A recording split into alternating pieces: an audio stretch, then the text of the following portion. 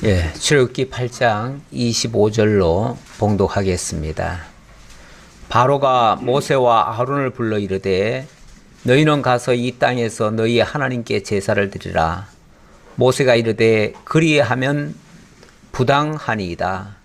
우리가 우리 하나님 여호와께 제사를 드리는 것은 애굽 사람이 싫어하는 바인즉 우리가 만일 애굽 사람의 목전에서 제사를 드리면 그들이 그것을 미워하여 우리를 돌로 치지 아니하리이까. 우리가 사흘길쯤 광야로 들어가서 우리 하나님 여호와께 제사를 드리되 우리에게 명령하시는 대로 하려 하나이다. 바로가 이르되 내가 너희를 보내리니 너희가 너희의 하나님 여호와께 광야에서 제사를 드릴 것이나 너무 멀리 가지는 말라. 그런즉 너희는 나를 위하여 간구하라. 아멘. 28절까지 봉독해 드렸습니다. 오늘 보니까 바로의 마음도 상당히 누그러진 것 같으네요. 이제 제사 드리러 가래요. 그런데 가기는 가는데 너무 멀리는 가지 말래요. 앞에서 제사를 드리는데 이 땅에서 너희 하나님께 제사를 드리라 이렇게 허락을 했었죠. 근데 하나님께서는 뭐라고 요구하셨죠? 사흘길쯤 광야로 가서 거기서 하나님께 제사를 드리도록 하게 해라 이렇게 얘기를 했는데 그렇게는 못 하겠고요. 그냥 여기서 제사 드리라. 제사 드리는데 꼭 거기 가서 제사 드릴 건 뭐 있느냐? 여기서 드리면 되지. 일견 그 말도 타당하기는 하지요. 그래 제사 드리는데 여기서 드리면 어떻고 저기서 드리면 어떻고 아무 데서 드리면 어떻겠느냐. 그냥 편한 데서 드리면 되지. 그런 것 같지만은 원래 제사에는요 3요소라는 게 있습니다. 3요소가 있죠. 제사 3요소가 뭐죠? 제물, 성전, 제사장 요 세 가지가 갖춰져야 됩니다. 그러니까 제사를 아무 데서나 아무렇게나 그냥 막 드린다고 제사가 되는 게 아니고 하나님이 정하신 대로 드리는 거예요. 아까 모세도 그 얘기 했지요. 여호와께 제사를 드리되 우리에게 명령하시는 대로 하려 하나이다. 이게 이제 제사의 원칙대로 하겠다는 거예요. 이게 이제 하나님께서 그렇게 정하셨기 때문에 그렇습니다. 그러니까 항상 그렇다는 게 아니라 하나님이 정하시면 그렇게 된다는 얘기예요. 그러니까 하나님이 나중에 예를 들어서 그 제사라고 하는 게 이제 예배로 바뀌었잖아요. 예배로 바뀌고 이제는 특정한 장소, 특정한 그 제사장 이게 아니죠. 이제는 예수 그리스도를 통해서 예수 그리스도가 참 성전 되시고 예수 그리스도가 참 제사장이 되시고 예수 그리스도께서 참 제물이 되어 주시니까 이제는 예수 안에서는 어디서든 가능합니다. 그러나 분명히 이 시대만큼은 구약 시대만큼은 예수님 오시기 전이니까 예수님 오시기 전에는 어떠한 경우에도 이 세 요소가 갖춰져야만 제사가 됩니다. 그래서 예루살렘을 떠나서는 안 되고요. 만약에 예루살렘에서 제사를 못 드린다면은 나중에서 성전에서 제사를 못 드린다면 그쪽을 향해서라도 기도를 하고 그쪽을 향해서라도 제사를 드리는 겁니다. 그러니까 반드시 그걸 갖춰줘야 되는데 이 바로는 꼭 그럴 거 있느냐. 아무 데서나 하면 되지. 여기서 하면 되지. 이러면서 허락을 하지 않았습니다. 그런데 모세는 아닙니다. 그럴 수 없습니다.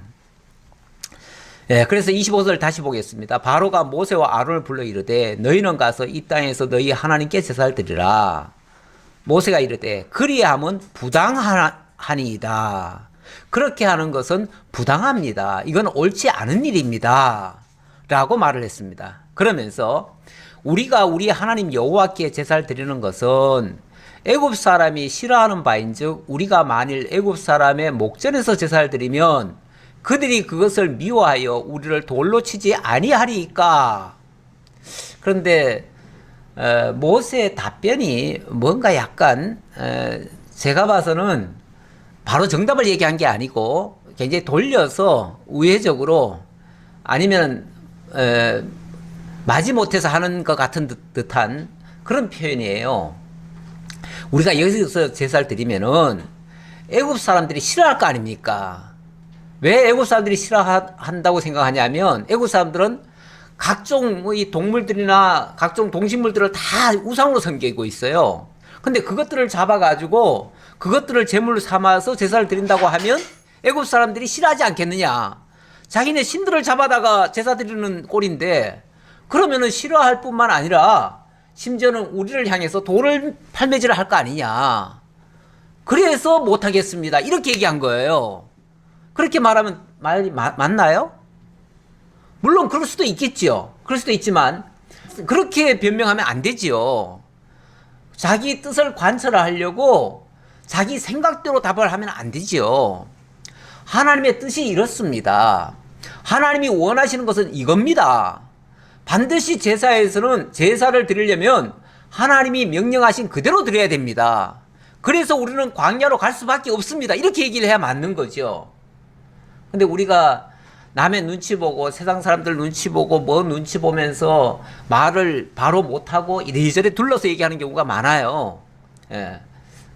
그게 사실 믿음에 어찌 보면은 그게 지혜라고도 할 수 있지만은 어찌 보면 그만큼 용기가 없는 거죠. 용기가 없어서 그렇게 말을 못하는 경우도 있는데 아무래도 모세 역시 바로 앞에서 확고하게 진짜 하나님이 나와 함께하고 있다 이거를 덜 믿는 것 같은 느낌이에요. 때때로 말하는 거 보면. 그래서 뭔가 이야기를 하더라도 빙빙 둘러서 얘기하든지 이렇게 하는 경향이 많아요. 여기도 좀 그런 표현입니다. 그러다가 다음에 하는 말이 우리가 사흘길쯤 광야로 들어가서 우리 하나님 여호와께 제사를 드리되 우리에게 명령하시는 대로 하려 하나이다. 그러면서 이제 그 말을 하는 거예요. 우리가 사흘길쯤 광야로 가서 거기서 여호와께서 명하신 곳에서 하라고 하시는 방식대로 제사를 드려야 됩니다. 그게 원칙이죠. 그게 원칙인데 그것부터 말하지 않고 애굽 사람들이 싫어할 것 같으니까 우리는 여기서 못 드리겠습니다. 이렇게 얘기를 했던 것이 저는 이제 조금 걸려서 그 말씀을 드리는데 뭐 그거는 중요한 건 아니고요. 어쨌든 제사라고 하는 거는 하나님이 정하신 식양대로 드려야 된다라는 거 그게 중요한 겁니다. 바로가 이르되 내가 너희를 보내리니 너희가 너희의 하나님 여호와께 광야에서 제사를 드릴 것이나 너무 멀리 가지는 말라. 그런즉 너희는 나를 위하여 간구하라. 자, 그러면은 광야로 간다고 하니까 그러면 광야로 가는 것까지는 허락하겠다. 그런데 광야 초입에서 드려라 그 얘기죠. 사흘길 좀 떠나서 가지 말고 사흘길 간다는 건 멀리 간다는 얘기잖아요. 그러니까 너무 멀리 가지는 말라. 광야 입구에 가가지고 여기도 광야니까 광야에서 드리면 되지. 광야라고 했으니까 광야에서 드리면 되지. 서로 어찌 보면 밀고 당기는 협상하는 거예요. 그렇죠? 협상하는 모습인데 너무 멀리 가지 마라. 너무 멀리 가버리면은 애굽의 영역이 미치지 않는 곳까지 가버리면 그럼 거기서 그냥 가버릴 거 아니에요. 그대로 탈출돼 버릴 거니까 그걸 막겠다는 차원에서 너무 멀리는 가지 말아라. 광야 초입에서 거기서 예배만 드리고 그냥 제사만 드리고 와라. 그 얘기죠. 다시 말하면은 절대 못 놓겠다는 거예요. 절대 못 놓겠다는 거예요. 예. 그러니까 이 재앙도 피해야 되겠지만 내가 가지고 있는 것도 절대로 못 놓겠다. 지금 이 얘기예요. 예. 바로가 완악하는 이유 중에 하나가 또 추가되는데요. 그건 욕심을 절대 못 내놓는 겁니다. 그 원숭이가 잡히는 법 알지요? 예, 원숭이 잡는 법. 원숭이 잡는 법. 원숭이 손이 들어갈 만한 작은 항아리를 만들어 가지고 요만한 항아리 입구가 조금은 항아리에다가 그 안에다가 먹이를 넣어줘요. 아주 좋아하는 거. 바나나 같은 걸 넣어줘요. 그러면 원숭이가 바나나는 안 되죠. 딱딱한 걸 해야겠죠. 딱딱한 열매를 넣어주면은 원숭이가 손을 넣습니다. 손을 넣어가지고 그걸 꽉 잡아요. 잡는데 폈을 때는 들어가지만은 잡으면 어떻게 되죠? 나오질 않아요. 나오질 않으면은 그럼 이제 그걸 보고 있다가 사람들이 이제 잡으러 갑니다. 잡으러 가면은 원숭이가 이걸 놓기만 하면은 빠져나가는데 이걸 놓질 않습니다. 절대 안 나요. 이거 가지고 도망가려니까 이 항아리는 또 붙들려 있어요. 그러니까 이게 도저히 빠지질 않아요. 그러다가 그냥 거기서 잡히는 겁니다. 그리고 원숭이 잡을 때 꼭 그렇게 잡는데요. 한마디로 그 원숭이의 욕심을 이용한 거죠. 이용하는 건데 사람도 그렇습니다. 사람이 함정에 빠지는 이유는요, 욕심 때문이 거의 다입니다.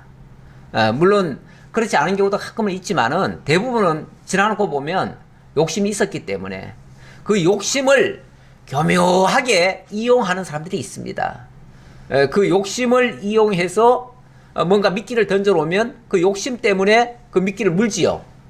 그러면은 꼼짝없이 걸려드는 겁니다. 그 제3자가 보면은 그거 요것만 났으면 됐을 텐데 싶은데 당사자는 그걸 못해요. 그거 놓으면 죽는 줄 알아요. 우리가 뭔가를 놓으면은 죽는 줄 아는 사람들이 있어요. 그래서 그거 고집 피우는 거예요. 왜 저렇게 고집 피울까 보면은 자기는 그게 대단히 중요한 줄 알아요. 그거 놓으면 죽는 줄 알아요. 그래서 그건 절대 자기는 내려놓지를 못해요. 내려놓지 못하면 결국 그것 때문에 죽는 거예요. 예, 지금 바로가 한편에서는 어쨌든 이 재앙을 빨리 막아야 되겠으니까 들어주는 척 하는 겁니다. 들어주겠다고 얘기를 하는 겁니다. 일단 들어주되 그들의 요구대로는 안 들어주겠다. 그 얘기죠. 들어는 주되 너희들 뜻대로는 안 되게 하겠다. 내 뜻은 그대로 관찰하겠다. 지금 이거지요. 이걸 모르겠습니까? 하나님이 이러한 바로의 마음을 모르겠냐고요. 다 알지요. 다 알면서도 하나님께서 바로의 그 제안을 받아들이십니다. 그리고 바로의 요구대로 재앙을 풀어주셔요. 왜요? 계속 옥죄이면은 바로가 어떻게 될 거니까요. 항복해 볼 거 아니에요. 항복하면 돼요, 안 돼요? 지금 시점에서는 항복하면 안 돼요. 왜냐면 이제 재앙 이제 몇 번째예요? 이제 4번째 재앙인데 벌써 항복하면 그 다음 준비된 것이 하나도 안 나올 거 아니에요. 못할 거 아니에요, 하나님이. 10가지나 준비해 놓으셨는데 이제 4개 겨우 재앙 받아놓고 벌써 항복해버리면은 더 이상 재앙을 부을 수가 없어요. 그러니까 적당하게 말 듣게 해놓고는 더 이상 안 듣는 거 뻔히 알면서도 하나님이 그래 그냥 풀어줘라 그러시는 거예요. 이게 완악하게 하시는 한 방편이기도 해요. 방편인데, 자, 모세가 이르되 내가 왕을 떠나가서 여호와께 간구하리니 내일이면 파리 때가 바로와 바로의 신하와 바로의 백성을 떠나려니와 바로는 이 백성을 보내어 여호와께 제사를 드리는 일에 다시 거짓을 행하지 마소서 하고, 어찌 보면 모세도 그 말을 조금은 믿었던 것 같아요. 그렇죠? 믿었던 것 같아요. 예. 이 정도면은 협상이라는 게 원래 100% 내 요구대로 다 얻지 못합니다. 모든 협상이 그렇습니다. 한 절반 얻으면요 많이 얻은 거예요. 그리고 한 70% 얻으면은 아주 대성공입니다. 원래 모든 협상은 그래요. 그래서 적당한 선에서 타협하고 그냥 끝내지요. 만약 끝까지 내 고집대로만 한다고 하면은 절대 상대방이 듣겠어요. 그럼 협상 자체가 안 되죠. 그러니까 모세가 생각할 때 이 정도 보내준다고만 해도 얼마나 고마우냐 이렇게 생각하고 한편으로는 고마운 마음으로 그래 좋습니다. 그러면 제가 내일 하나님께 기도해서 이걸 떠나가게 하겠습니다. 그렇게 답을 해준 거예요. 그러면서 한편으로는 다짐을 받죠. 어찌 보면 다시는 거짓하시면 안 됩니다. 이번에 만약 이렇게 한다고 했다가 일단은 급하니까 이렇게 답을 해놓고 또 거짓말 하시면 안 됩니다. 이 말을 또 당부를 했지요. 근데 원래 악인들은요 임시 방편으로 수단 방법을 가리지 않는 스타일이기 때문에 우선은 뭐 거짓말이든 뭐든 무조건 해준다고 합니다. 그래 놓고 상황 되면요 또 돌변해요. 예, 그런데 이제 모세도 그걸 염려해가지고 지금은 마지 못해서 허락하지만은 또 어느 순간에 돌변할 수 있으니까 그 돌변하시면 절대 안 됩니다. 이걸 지금 당부한 거예요. 뭐 그러든 말든 자기 뜻대로 하겠죠. 예. 뭐 그래서 악인이 있죠. 뭐 악인이 따로 있나요? 예. 모세가 바로를 떠나 나와서 여호와께 간구하니 여호와께서 모세의 말대로 하시니 그 파리떼가 바로와 그의 신하와 그의 백성에게서 떠나니 하나도 남지 아니하였더라. 그렇게 많던 파리떼가 하나도 남지 않도록 싹 진멸을 시켜버렸어요. 깨끗이 하나님께서 들어주신 거죠. 하나님은 정말로 들어주셨어요. 하나님은 거짓이 없으셔요. 그런데 바로는 어떨까요?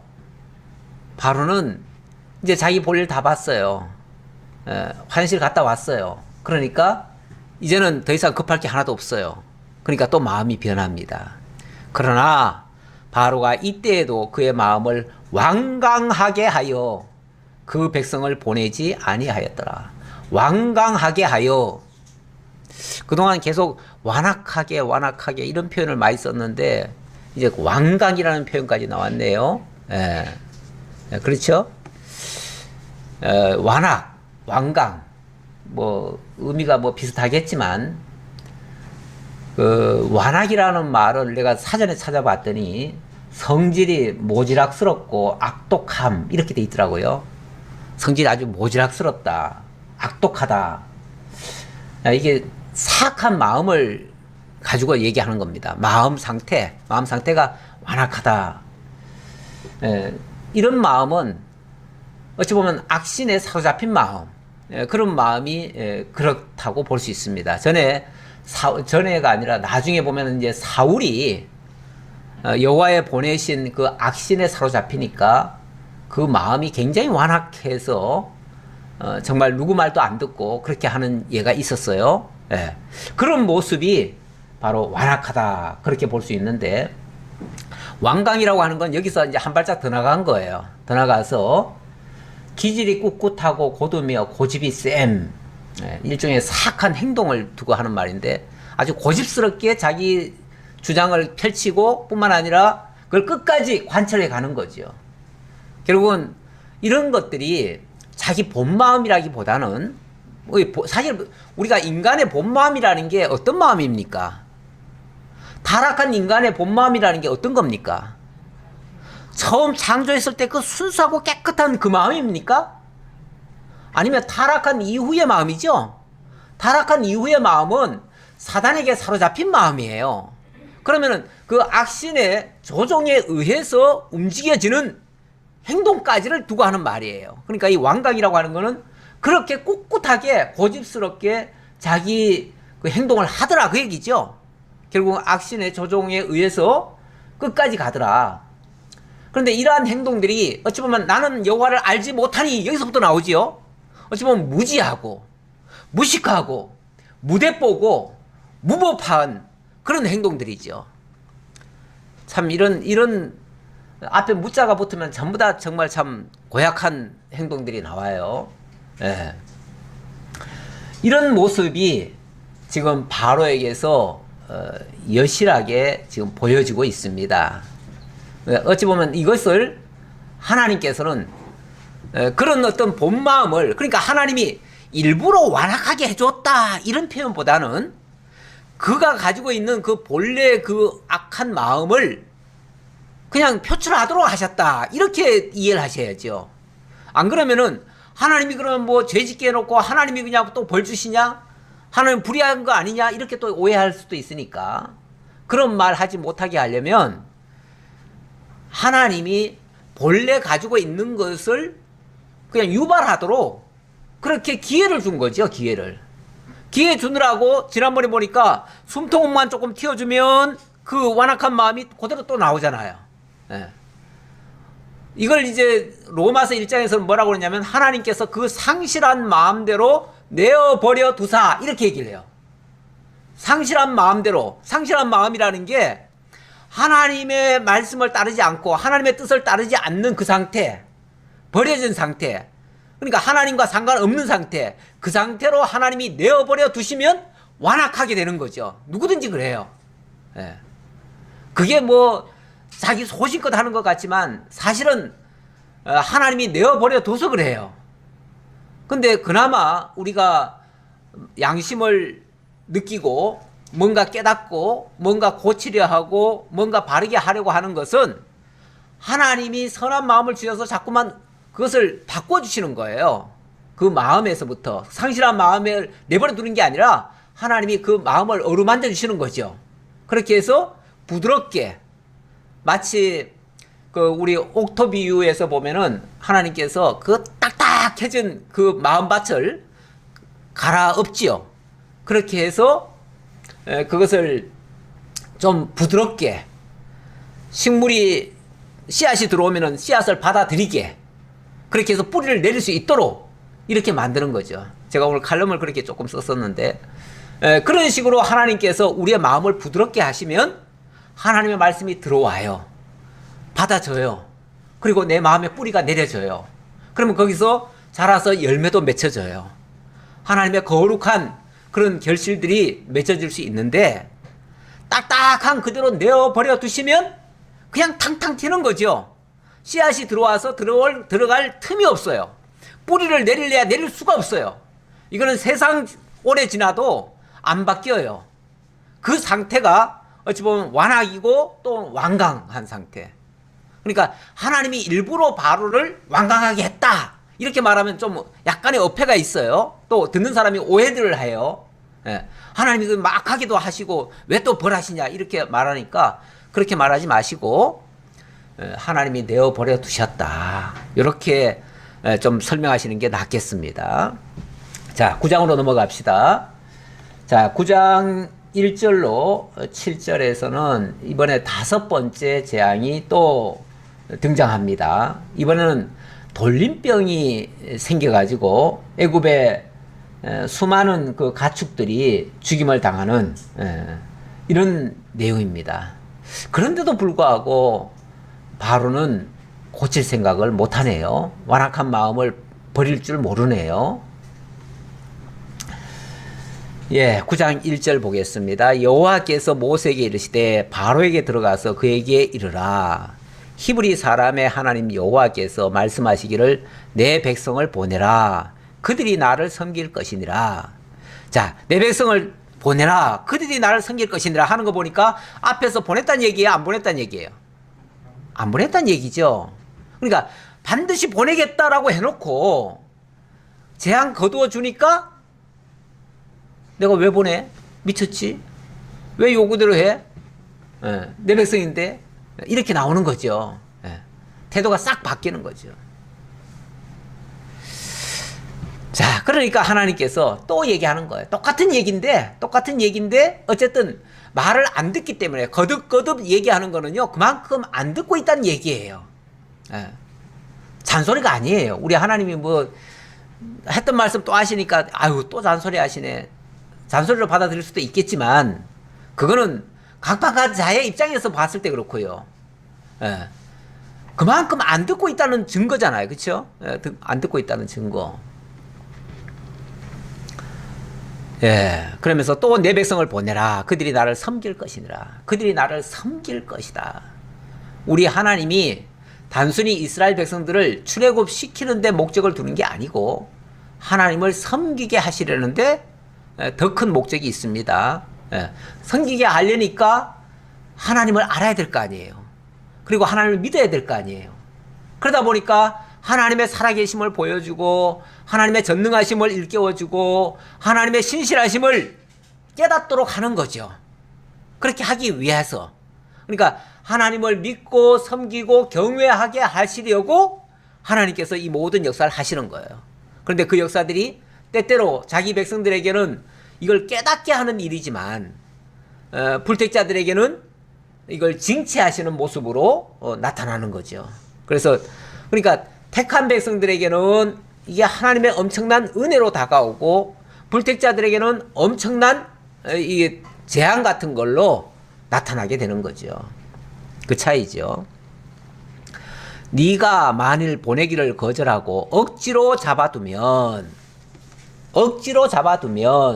여호와의 손이 들에 있는 네 가축 곧 말과 나귀와 낙타와 소와 양에게 더하리니 심한 돌림병이 있을 것이며, 심한 돌림병, 뭐 역병, 어찌 보면 오늘날에 벌어지고 있는 코로나도 심한 돌림병이죠. 심한 돌림병인데, 이게 이제 인수 공통 감염병이 있고 동물에게만 있는 병이 있고 또 사람에게만 있는 병도 있어요. 그런데 이 가축들에게만 도는 병, 뭐 아프리카 전염병 뭐 이런 거 있잖아요. 이런 것들도 있고 또 뭐 닭들에게 있는 그런 또 병이 있잖아요. 이런 것들도 있고, 이런 것들이 각 동물마다 그게 다 어찌 보면 조금씩 달라가지고 그게 역할을 달리해요. 다 똑같이 하지 않아요.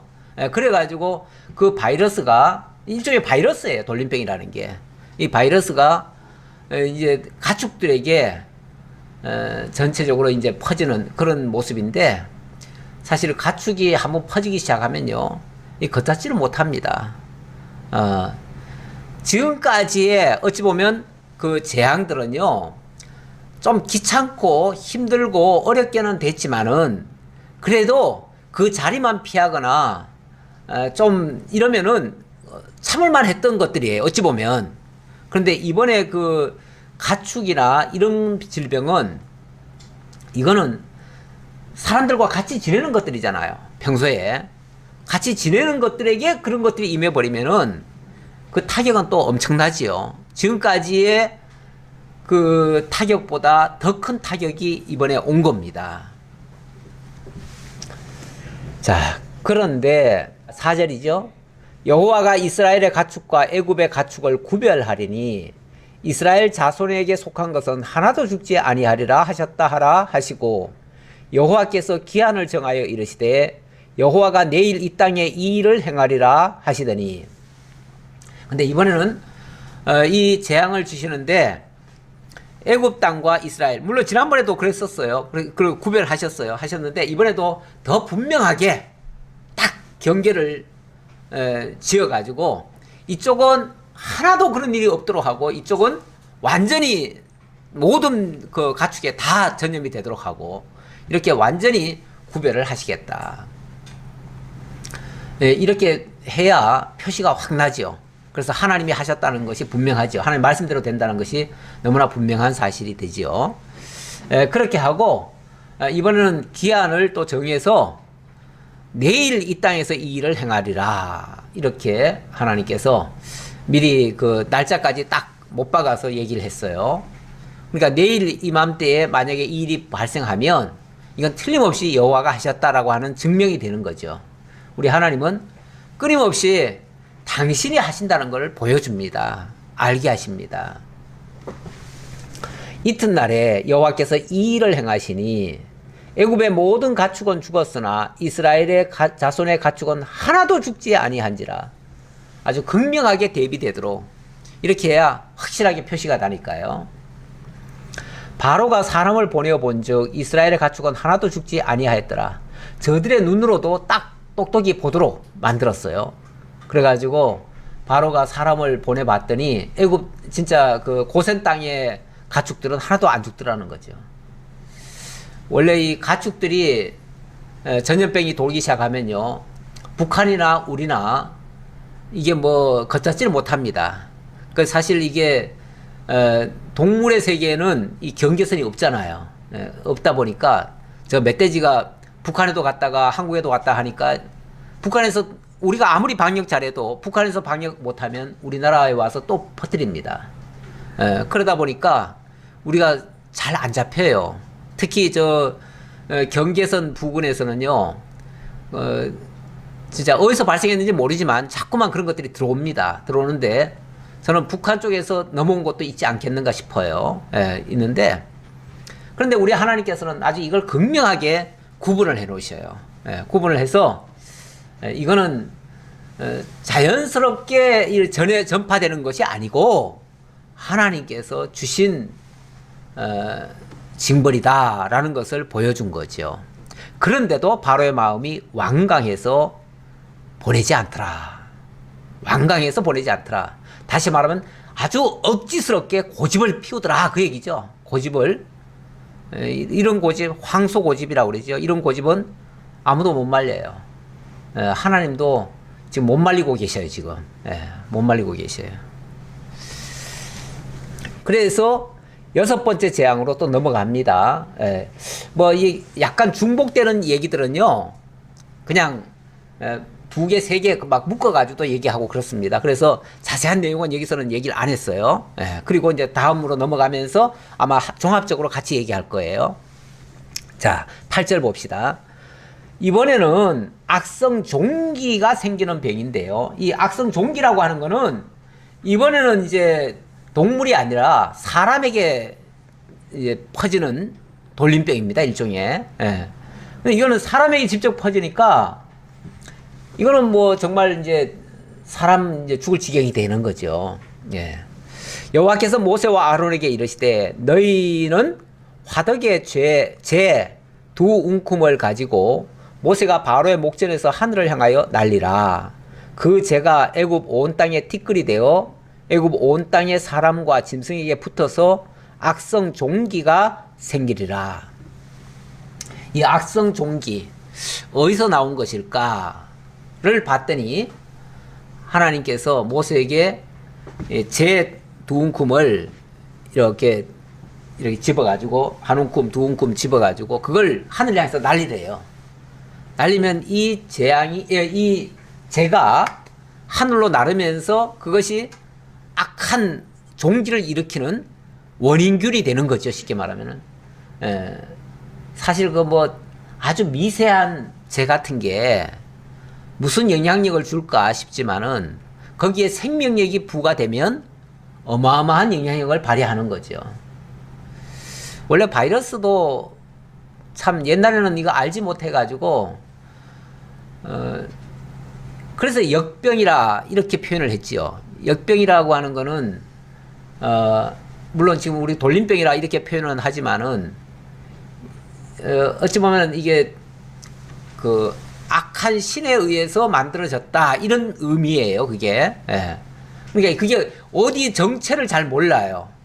요즘은 이제 검사를 해보니까 그게 바이러스라는 게 드러났어요. 드러났는데 원래 이 바이러스는 뭐 눈에 보이지도 않고요. 현미경으로 봐야 보이거든요.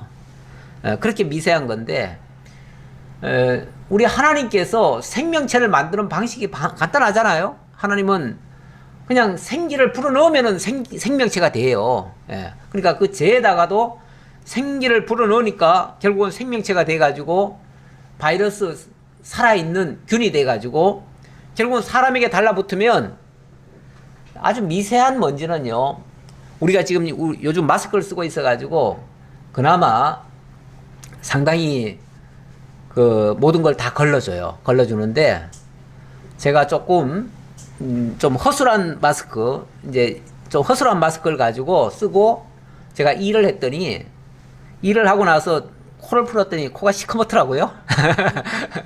그런 게 나와요. 그러니까 다 걸려줄 줄 알았는데 이게 안 걸러져요. 그러니까 미세한 거는 다 통과가 되더라고요. 그러니까 바이러스는 어찌 보면 그보다도 더 미세할 수도 있거든요. 이건 전자현미경으로 봐야 보인대요. 지금 우리 지금 이 코로나 바이러스도요. 이 전자현미경으로만 볼 수 있는 거예요. 일반 현미경으로 보이지도 않아요. 그렇게 미세하니까 이게 다 통과하는 거죠. 그래서 초기에 뭐 굉장히 좋은 걸 쓰라고 그랬잖아요. 하도 이제 숨을 제대로 못 쉬겠으니까 조금 약간 양보는 했지만은 그만큼 이 미세한 거 정말 마이크로 세계라고 하는 게 우리 사람 눈에는 보이지 않습니다. 보이지 않는데 그래도 그게 공중에 날라지면 이게 이제 자가 증식 같은 게 하잖아요. 또 한 번만 퍼뜨려 놓으면 이게 자가 증식을 해가지고 오만 군데로 다 날아다니면서 다 전염을 시켜버려요. 이렇게 하니까 이게 사람에게 달라붙는데 이거는 이제 사람과 짐승에게 그러니까 인수 공통 그 바이러스가 되는 거죠. 그렇게 해가지고 다 달라붙어요. 그렇게 해서 만들어지는 거는 악성 종기가 생기리라. 악성 종기. 어디서 막 뾰루지 같은 게 생기고 몸이 막 변하고 막 이렇게 되는 거죠. 그들이 이제 앞에는 생기리라 했었고요. 그래서 이제 그걸 했어요. 실행에 옮겼어요. 그들이 화덕의 재를 가지고 바로 앞에 서서 모세가 하늘을 향하여 날리니 사람과 짐승에게 붙어 악성 종기가 생기고 요술사들도 악성 종기로 말미암아 모세 앞에 서지 못하니 악성 종기가 요술자들로부터 애굽 모든 사람에게 생겼음이라. 요술자들 하면은 요술자들은 일반인들에 비해서는 월등히 뛰어난 사람들, 좀 앞선 사람들, 예외적인 사람들. 왜요? 이들은 온갖 것을 다 만들어내기도 하고 다 할 수 있는 사람이니까. 보통 한 나라에 요술사들을 세워놓는 이유는요, 그 사람들이 사람이 할 수 없는 영역까지를 커버하기 위해서 그러는 거거든요. 그래가지고 굉장히 어려운 문제에 봉착했을 때 그들을 내세우면 그들이 뭔가 해결을 해요. 그러면서 단순히 물론 눈속임으로 하기도 하지만 또 그만큼 지혜도 있고요. 또 모든 면에서 뛰어난, 남들이 미처 알지 못하는 영역까지 아는 사람들이에요. 그런데 그런 사람들이 걸려버리면 일반인들은 어떻죠? 저 사람들도 걸리면 우리는 끝장이야. 우리는 이렇게 이제 포기가 되겠죠. 그래서 그 사람들을 걸리게 해놓으면은 이거는 정말 심각한 것을 알 수가 있어요. 그러나 여호와께서 바로의 마음을 완악하게 하셨으므로 그들의 말을 듣지 아니하였으니 여호와께서 모세에게 말씀하신 것 같더라. 그런데 이제 이 앞에 말씀과 뒤에 말씀을 다 합쳐가지고 그래도 그들의 말을 안 듣더래요. 모세의 말을 안 듣더래요. 이유는요, 여호와께서 모세에게 말씀하신 것과 같게 하려고 그랬다. 결국 하나님의 말씀대로 되느라고 그렇게 됐다 그 말이죠. 그러니까 이게 뭐 하나님이 일부러 그렇게 했다라기보다는 똑같은 소리지만은 하나님이 내어버려 두시면 인간은 그렇게 할 수밖에 없습니다. 자, 13절로 또 넘어갑니다. 7번째 재앙까지는 한번 좀 더 봅시다. 여호와께서 모세에게 이르시되 아침에 일찍 일어나 바로 앞에서 서서 그에게 이르기를 히브리 사람의 하나님 여호와의 말씀에 내 백성을 보내라. 그들이 나를 섬길 것이니라. 히브리 사람의 하나님 여호와의 말씀에 내 백성을 보내라. 그들이 나를 섬길 것이니라. 똑같은 얘기인데 똑같은 얘기를 또 하래요.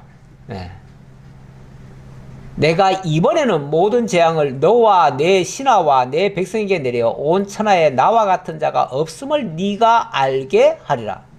자, 아까 그 완악하고 완강한 것이 무지하고 무식하고 무대뽀고 무법하고 이렇게 제가 아까 설명을 잠깐 곁들였는데 무지 무식을 이번에는 좀 일깨워 주겠다, 깨트려 주겠다 그 얘기죠. 너희들이 그렇게 무지하고 무식한 거를 좀 내가 깨우쳐 주겠다. 하나님이 바로에게도 좀 깨우쳐 준대요. 근데 이거는 구원 받게 하려고 깨닫게 한다는 개념과는 또 다른 얘기예요. 다른 얘기인데 어쨌든 그들도 하나님이 어떤 존재인지는 알아야 그 앞에 두려움으로 떨 거 아니겠어요. 그걸 일깨워 주겠다 그런 뜻이에요. 그래서 여기 온 천하에 나와 같은 자가 없음을 네가 알게 하리라.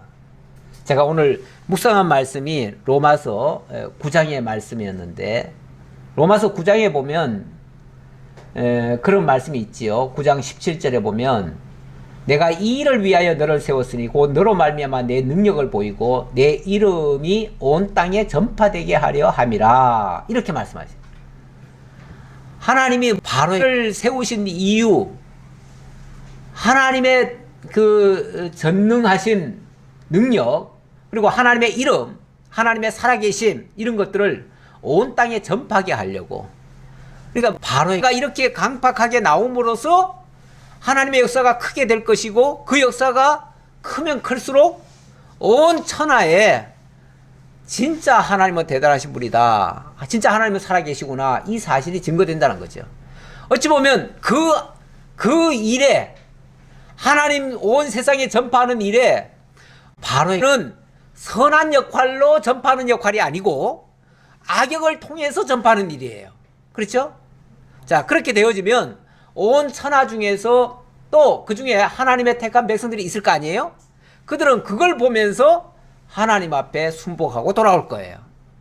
그러니까 이렇게 하나 저렇게 하나 하나님이 전파되는 거는 마찬가지인데, 어떤 사람들은 악역으로 쓰임받아서 나중에 재앙받는 쪽에 해당되고, 어떤 사람들은 그걸 통해서 하나님의 자녀가 되어지는, 하나님을 깨달아 알고 믿어져서 하나님의 자녀가 되는 이런 자들도 있어요. 그러니까 하나님의 역사는 어차피 당신 증거하는 일인데, 선한 도구로 쓰는 자들도 있고 악한 도구로 쓰는 자들도 있는데, 바로는 그 악한 도구로 쓰여서 하나님 전파하는 역할을 한다. 그러니까 악한 도구든 선한 도구든 하나님 증거하는 거에는 다 쓰인다, 그 말이에요. 세계를 통해서 이렇게 보면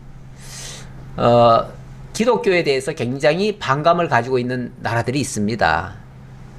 어찌 보면 그들이 교회를 탄압하고 믿는 사람들을 괴롭히고 이런 역할을 하는데요. 그런다고 해가지고 하나님의 증거가 안 되는가? 아니에요. 그들을 통해서 하나님이 또 그들을 향한 또 하나님의 역사가 또 있어요. 있어가지고 그들은 그 악한 역할을 통해서 나중에 진짜 하나님의 살아계심을 또 보여줄 거예요. 예. 그래서 저는 지금 악하게 한다고 해가지고 그들이 두렵거나 또 그들이 승승장구할까봐 걱정하는 게 아니고, 언젠가는 반드시 망한다라는 걸 저는 느낍니다. 느껴서 그런 것을 사실은 우리 당대에도 여러 차례 봤습니다. 악인들이 끝까지 잘 되는 거를 못 봤어요. 예. 분명히 어느 정도까지는 잘 되는 것 같지만 반드시 망합니다. 망하고 결국은 그걸 통해서 하나님의 택한 백성들이 구원받는 역사가 또 일어납니다.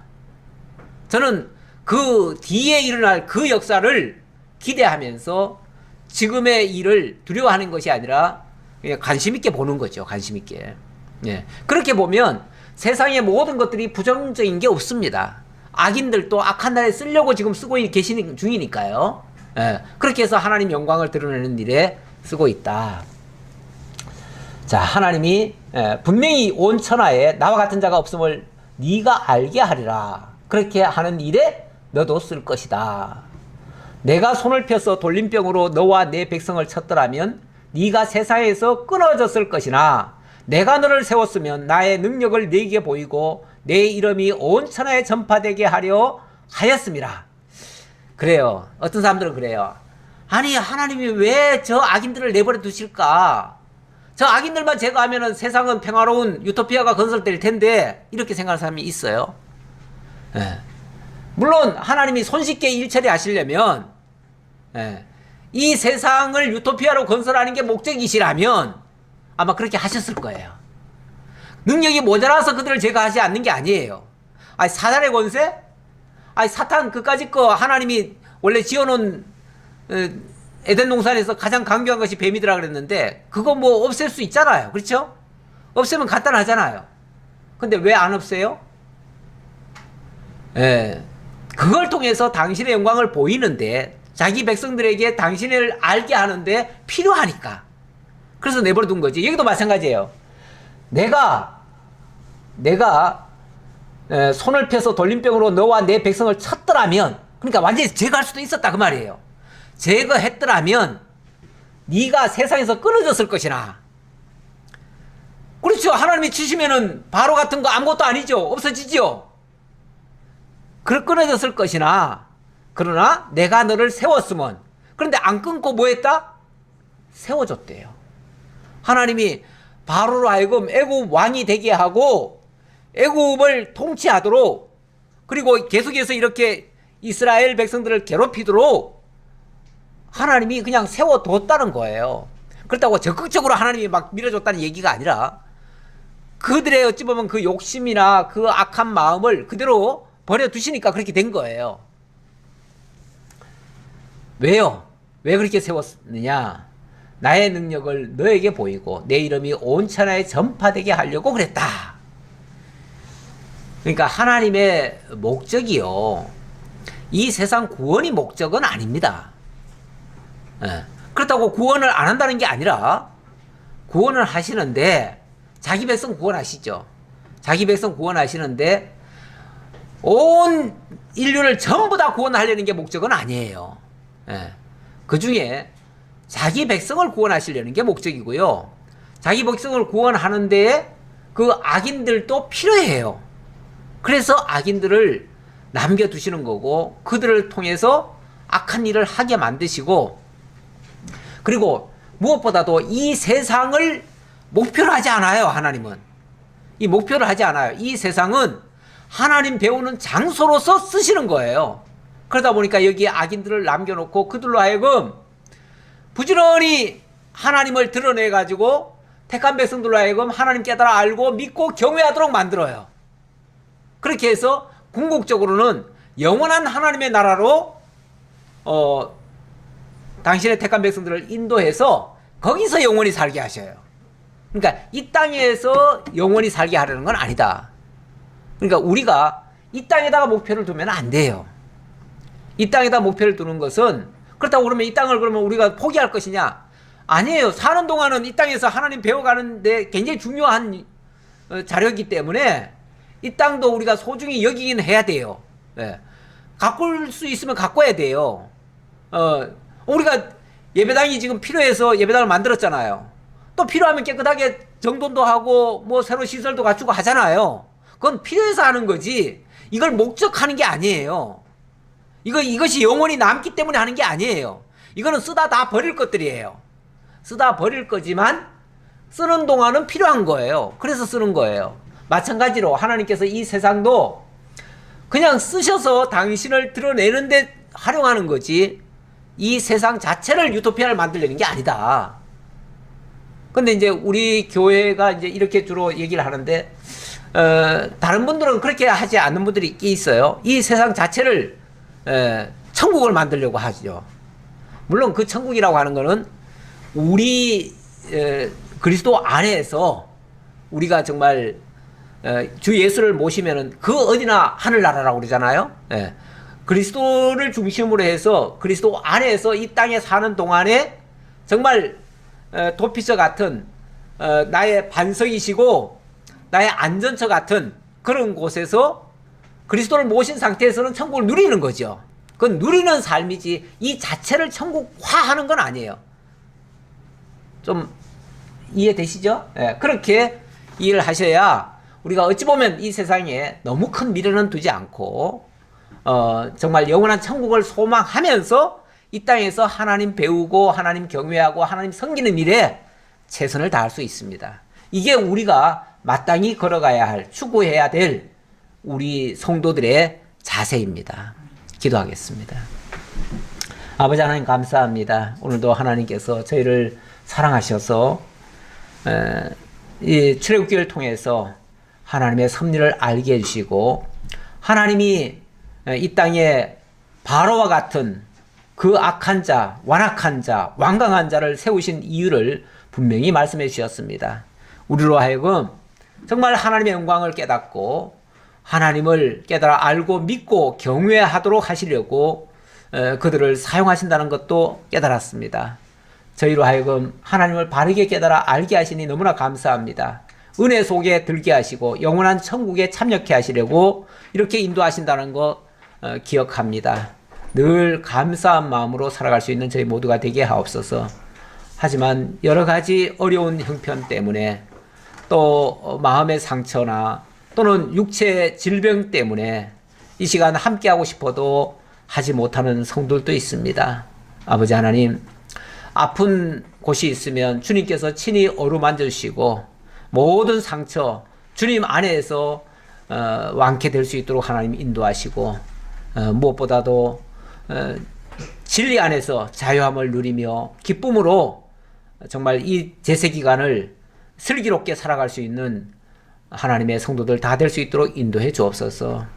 모든 걸 감사드렸고 예수님 이름으로 기도하옵나이다. 아멘.